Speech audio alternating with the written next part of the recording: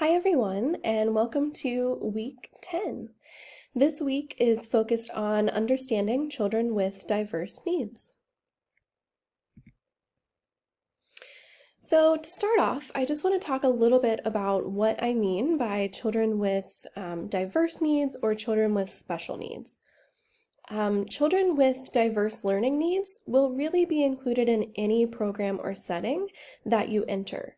As we've talked about a lot in this class already, all children are developing at different stages and different rates, and so each child will have diverse learning needs. But not all of these children have developmental delays or disabilities. So this week specifically, we're going to be talking about children with disabilities as defined by the Individuals with Disabilities Education Act, which is our main legislation related to special education in the US. And children with disabilities make up approximately 13% of school population. I know the book says 13%. I think the most recent data that's come out is actually almost closer to 14% now. I think it may have been something like 13.7% last time I was looking at some data. And I will be referring to children with disabilities just like that, children with disabilities. The book sort of code switches back and forth, and you will hear a lot of people referring to children with disabilities as children with special needs. But I will be referring to these children as children with disabilities because children who are served through IDEA have been identified with one of 13 categories of disabilities. And so these are more than just special needs. These are disabilities or developmental delays that have been diagnosed or identified. And this is not to say that these categories should be used just as a label, but I just want to make sure that we are using language that is appropriate and that really gets at what I'm talking about, which are children with disabilities. Just as a reminder, starting out, special education is a set of services, not a place or a label. So you might hear some people referring to special education kids or a special education room, and I'd like to encourage you to think about what that means and why people use that language when special education is really a broad spectrum and set of resources, services, and programs to support children with disabilities. If a child has a disability, then we're not just going to say, oh, they qualify for special education, therefore they're in this classroom, and that's all we do for them. It's more than that. So the focus of the presentation today is really going to be a lot on IDEA. I actually feel that this chapter in the book and this topic really should encompass a lot more than just a week of content. And I think they tried to fit a lot into one chapter. So I know that the reading for this week was kind of heavy, but I really want to dig into what IDEA is and what this means for us as early childhood educators. I really want you all to have the foundation for when you enter the classroom or when you continue in your classes to know what this very important part of legislation is and what it means for teaching all children in early childhood settings, including those with disabilities. So again, IDEA is our Individuals with Disabilities Education Act, our main federal act regarding special education. And this provides free and appropriate public education to children ages 3 to 21 with disabilities. The Individuals with Disabilities Education Act also includes some funding and some provisions for children birth to 3, and we'll talk about that in just a second. But the main portion of IDEA covers ages 3 to 21. And there are 13 categories here on the screen for you that children can be included in IDEA under.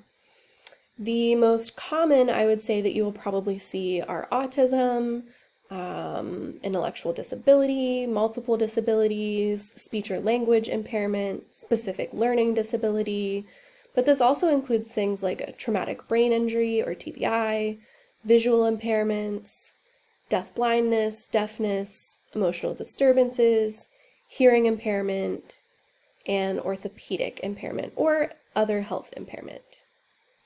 There are 6 main principles of IDEA. Your book includes 7. And we're going to talk about some of those in just a second. But just as a reminder or something to include here, the 13 categories only provides access to IDEA. It doesn't dictate what supports and services their children are provided. So children are still provided with individualized support. Being diagnosed or identified with one of these 13 categories of disabilities is just for eligibility and so that we know that they qualify for services under IDEA. This isn't to say that every child with autism under IDEA gets the same supports and services. I also just want to point out that a lot of the visuals, the content on the screen here for this presentation is from a website called Teaching is Intellectual. And I just want to give them credit for these graphics. I decided that instead of reinventing the wheel, since they had these great graphics provided on their website, that I would just include these here for you. And I highly encourage you to visit their website. I will post a link on Blackboard, but shout out to Teaching is Intellectual and the colleagues that are behind that, because I hope it provides you some great information. So for the purposes of early childhood right now, there are 2 parts of IDEA that are most important for you to be aware of. And these are Part B, which includes provisions of services for children ages 3 to 21, and also includes the provision of FAPE. So this is how we get free, appropriate public education. Part C of IDEA includes legislation for early intervention for children and families, birth to 3. And under Part C, states actually have discretion for whether or not they provide services. And it's actually optional for states to determine whether they will provide services for children at risk or whether they will only provide services for children who have disabilities. The first main part of IDEA that I want to be sure to talk about this week is this idea of zero reject or FAPE. And FAPE is free, appropriate public education. Under IDEA, no child with a disability qualifying for IDEA services can be denied of free, appropriate public education. And this free and appropriate public education must be provided in the least restrictive environment. When we talk about the least restrictive environment, this is the setting where a child with a disability can receive an appropriate education that meets his or her educational needs alongside peers without disabilities to the maximum extent appropriate. LRE is a continuum.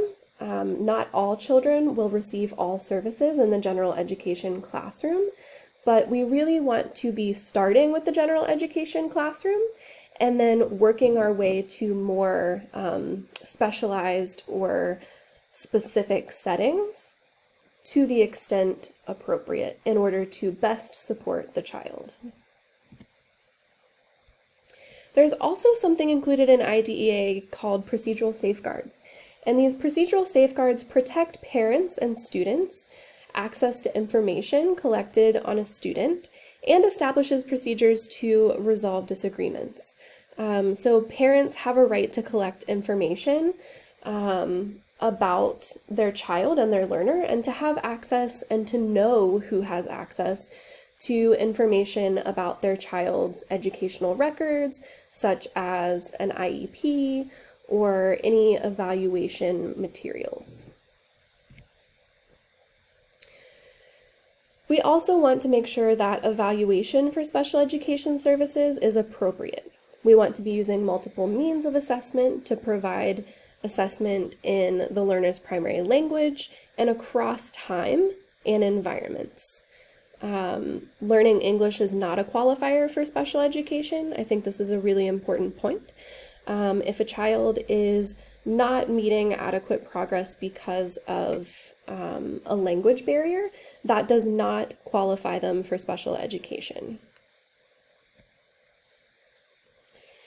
Once we determine eligibility and we know that the child will be receiving special education services, then we come up with an individualized education program. And this is a written plan that details the learner's strengths, present levels of performance, goals, what services and supports will be provided.